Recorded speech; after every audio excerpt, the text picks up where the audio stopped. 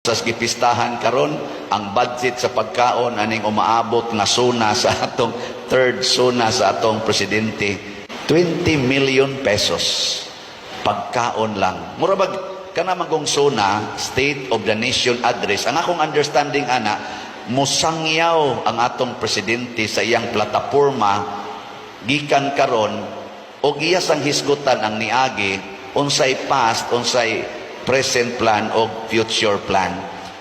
Ibanghilyo para sa kaluwasan sa nasod. Wa mo igo sa kang Kristo, kay ang magsasangyaw ni Kristo kinahanglan dili kaayo particular about pagkaon o kwarta. Nganong mo budget pag yung dako kaayong budget sa pagkaon para lang musulti, para lang maminaw? Oy, pagdadala mo dag money, oy, unya tubig init. Total may mamugkaon dito sa inyo. Nya kanang budget nga 20 million ipanghatag ka na dihas palibot nga naay squatter area nga way hapit gikaon. Panahon sa suna, panghatag ko mo dito mga pack meals. Labaw na gyud og dili tag 200 ang pack meals. Palit ka dihas Jollibee og kanang burger.